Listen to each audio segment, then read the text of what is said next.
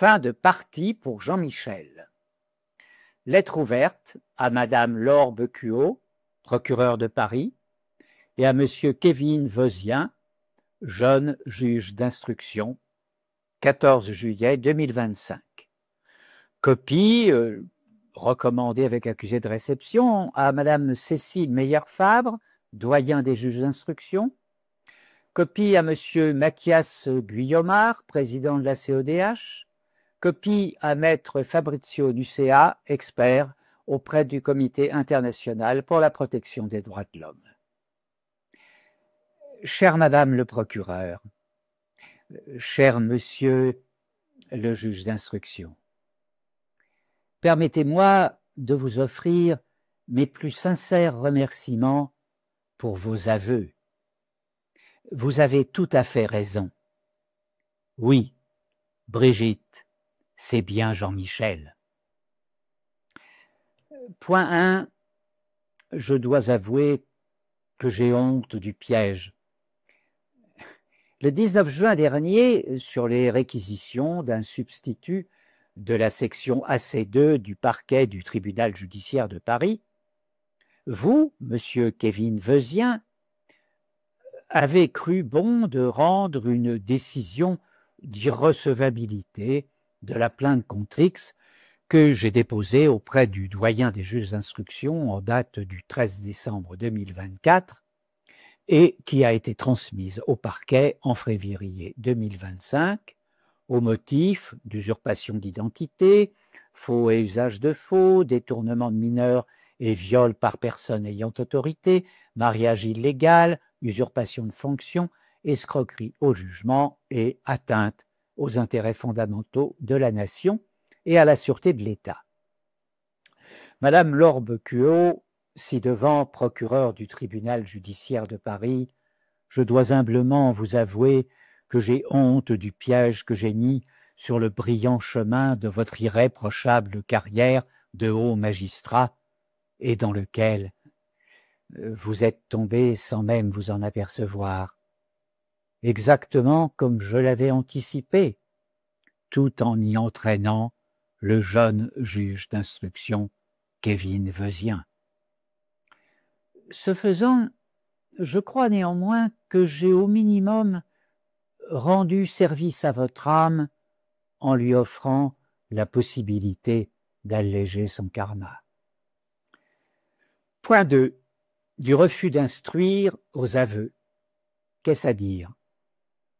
En refusant d'instruire ma plainte, pourtant solidement argumentée, vous, monsieur Kevin Vezien, sur la base de l'avis des subordonnés de madame Laure Becuot, vous empêchez en effet de mettre fin à cette insupportable prétendue rumeur qui conduit à ce jour plusieurs millions de nos concitoyens à connaître ce secret de polichinelle.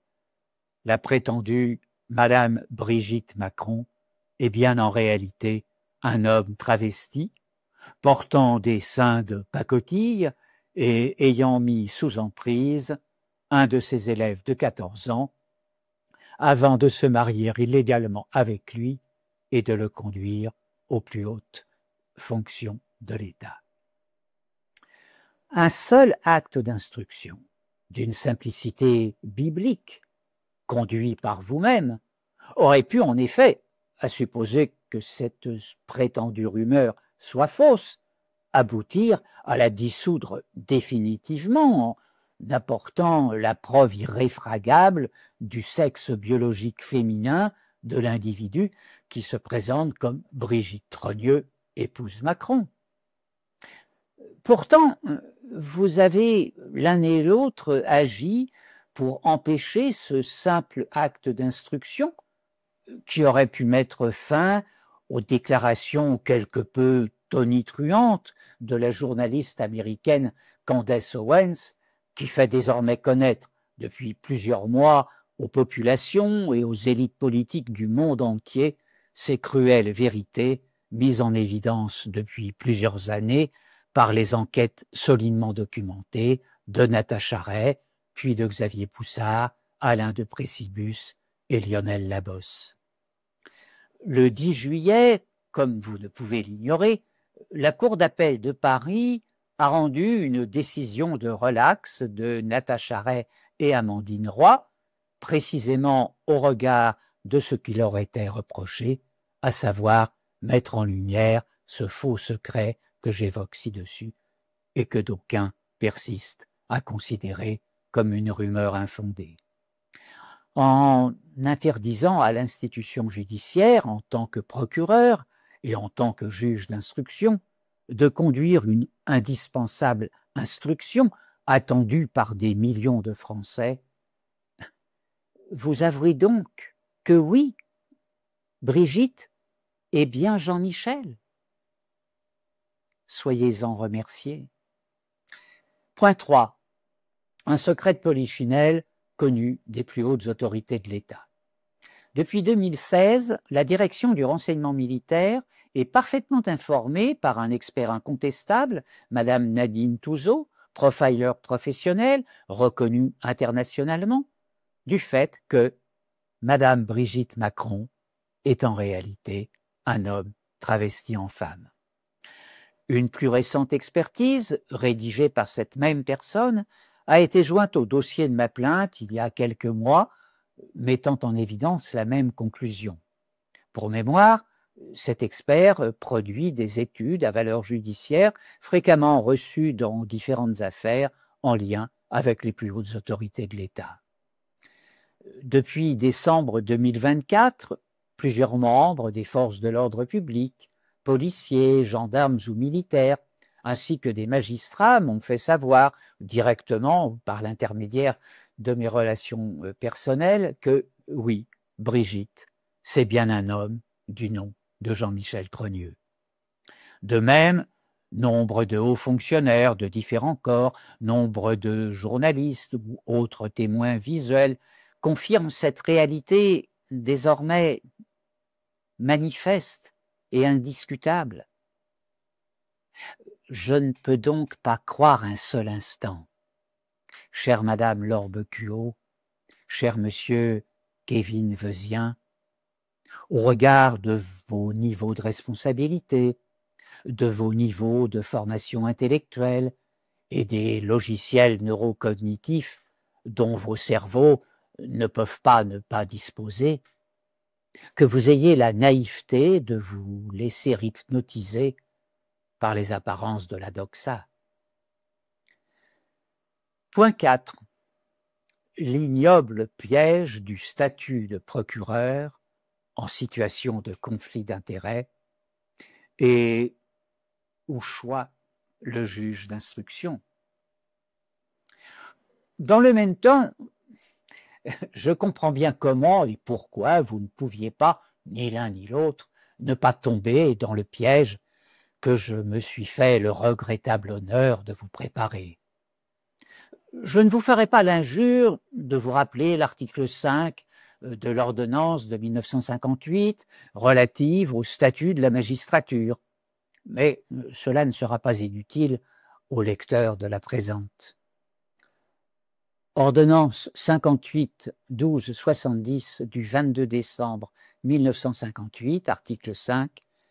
Les magistrats du parquet sont placés sous la direction et le contrôle de leur chef hiérarchique et sous l'autorité du garde des Sceaux, ministre de la Justice. À l'audience, leur parole est libre. À la lecture de cet article, tout citoyen disposant du niveau culturel nécessaire et suffisant comprend alors cette simple situation. Vous, Madame Laure Becuot, êtes soumise très directement à l'autorité de Monsieur le garde des Sceaux, qui répond hiérarchiquement à l'autorité de Monsieur le Premier ministre, qui répond hiérarchiquement à l'autorité de Monsieur le Président de la République. Or, la personne visée par ma plainte du 13 décembre se présente comme l'épouse du dit président. Comment un citoyen français, disposant d'un cerveau en état de marche, pourrait-il ne pas considérer que vous, Madame Laure Becuot, vous êtes manifestement placée en situation de conflit d'intérêts, Comment en effet rendre un avis d'ouverture d'une instruction relative aux crimes et délits commis par celle qui cache celui que je dénonce, au risque d'assumer pleinement vos responsabilités de procureur, mais d'y perdre aussitôt votre carrière? Et vous, monsieur Kevin Vezien, comment ne pas suivre l'avis du procureur de la section AC2 du parquet, qui conclut à l'irrecevabilité de ma plainte, puisque vous êtes, vous aussi, soumis à la même culture de servilité des fonctionnaires de l'autorité judiciaire vis-à-vis des politiques qui représentent le pouvoir exécutif? La vulgate la plus banale parle alors de corruption.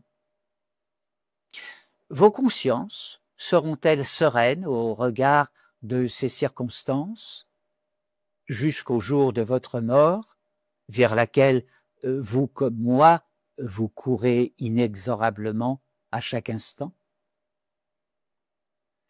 Point 5. Une décision fondée sur un simulacre de motivation.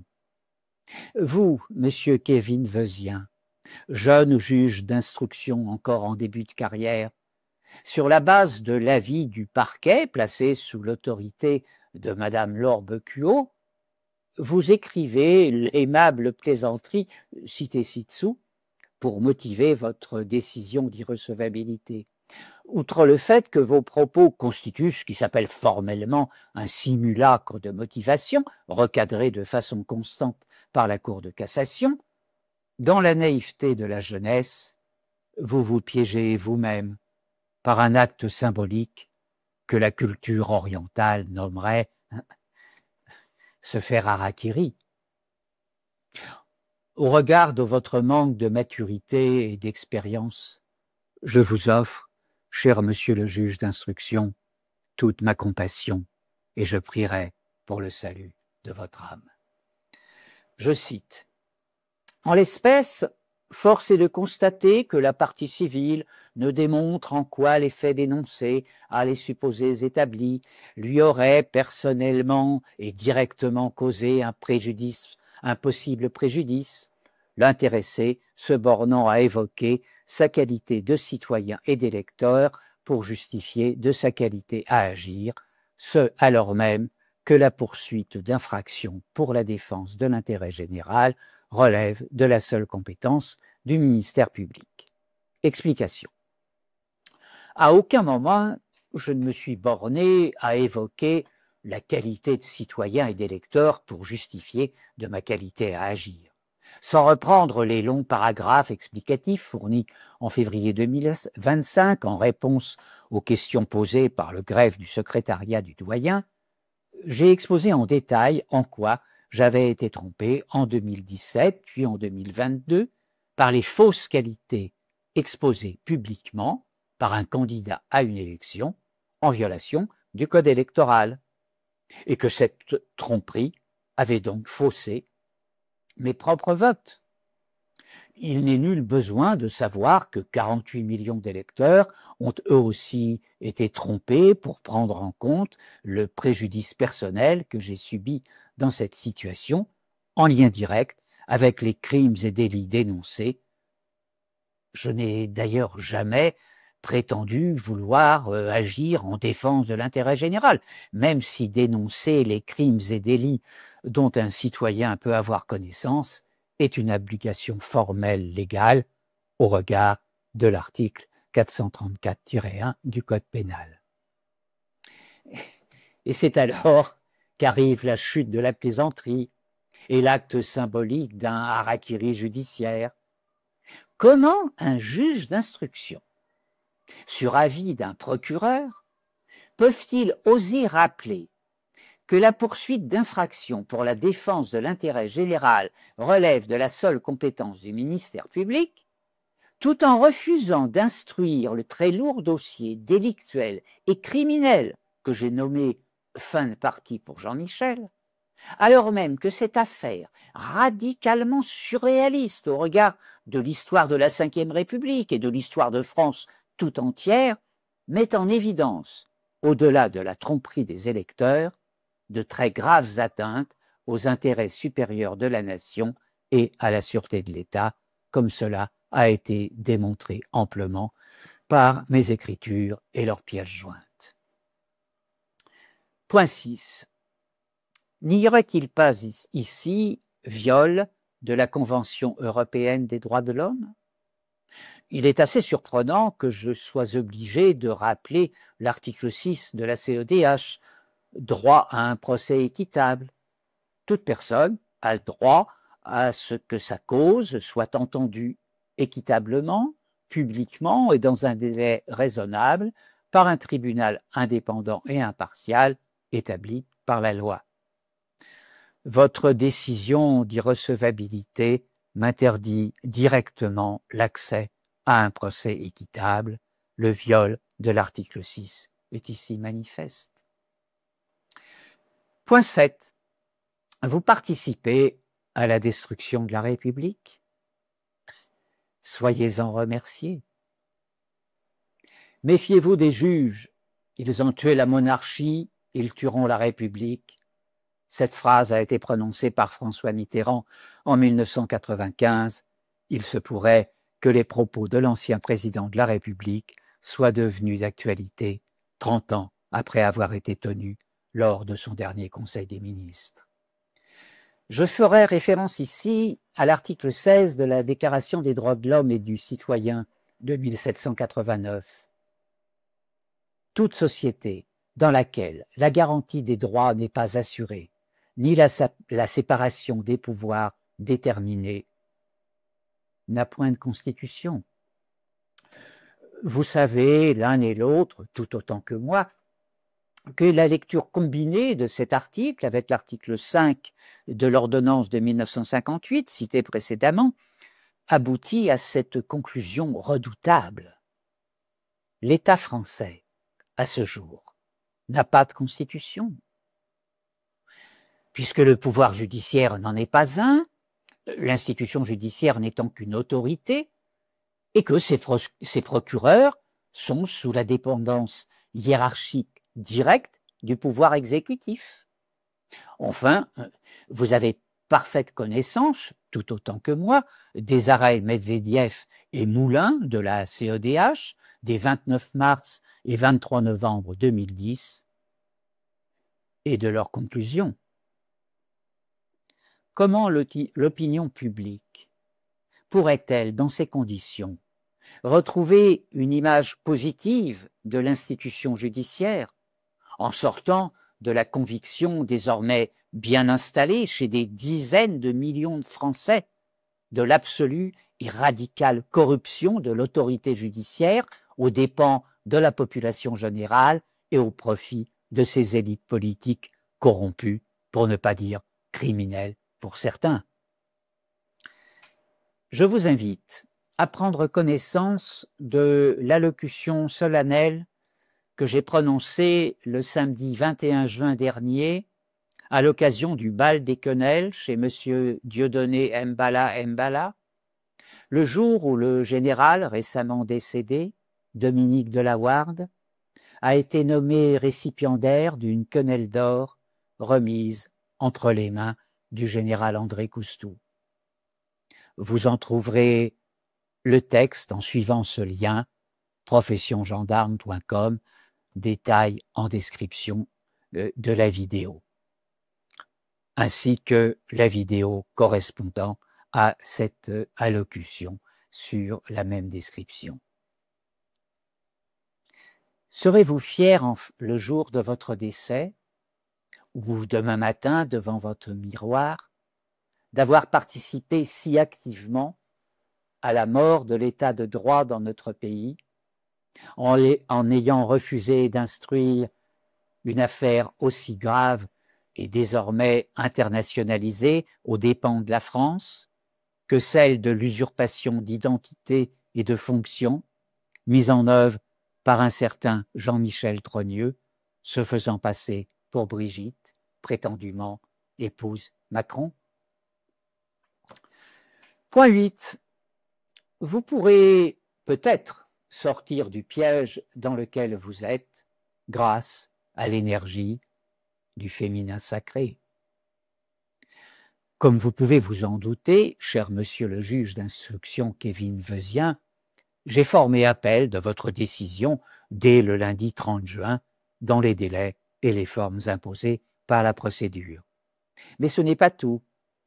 Dans le même temps où je rédige la présente missive que je vous adresse par courrier recommandé avec accusé de réception et que je publie largement sur les réseaux sociaux et par courriel à plus de 60 000 citoyens, Madame le doyen des juges d'instruction va recevoir prochainement les constitutions d'une douzaine de nouvelles parties civiles, dont 11 femmes et un homme, qui entendent déposer plainte à la suite de la mienne, et ce, avec un motif complémentaire qui fonde très clairement leur intérêt à agir, à savoir l'atteinte à la dignité des femmes, au regard de l'ensemble des autres motifs exposés dans la plainte du 13 décembre. À titre personnel, il ne me sied guère de laisser au fond du piège que je leur ai tendu pour des raisons pédagogiques à des humains par trop naïfs, pris dans les rets psychosociaux d'un système pervers pédocriminel tel que le système politique que nous subissons tous depuis nombre d'années. Je vous offre donc la lecture du texte suivant, appel solennel aux femmes de France à mobiliser le féminin sacré pour arrêter les criminels d'État, 15 août 2024. Lire le texte ou voir la vidéo en lien dans la description de la présente. Et je vous invite à méditer cet écrit. Peut-être y puiserez-vous le courage d'assumer pleinement les responsabilités spirituelles, morales, politiques et juridiques qui sont les vôtres, en tant qu'être humain, en tant que femme et en tant qu'homme, en tant que citoyens et électeurs, et enfin en tant que procureur et en tant que juge, en osant initier une instruction sérieuse sur ce que l'histoire retiendra de façon inéluctable comme le plus grand scandale de toute l'histoire de la République française, tout en signant la fin incontournable et salutaire de celle-ci. Point 9. Ma sécurité est sous votre responsabilité. Au regard des circonstances, je vous informe que je place ma sécurité personnelle sous votre responsabilité en tant que procureur de la République et en tant que juge d'instruction auprès du tribunal judiciaire de Paris. Je ne suis pas suicidaire et suis en bonne santé. En référence, afin que nous nous comprenions bien, professiongendarme.com, une brigade d'assassins à l'Élysée, Pierre Duriau. Soyez assurés, chère Madame le procureur, cher Monsieur le juge d'instruction, que je prierai pour votre rédemption et le salut de vos âmes, et que je n'abandonnerai jamais cette affaire. Pour que vive la France, libre et souveraine, dans la confiance et la bienveillance. J'ai dit, Christian Cotten, Paris, le 14 juillet 2025.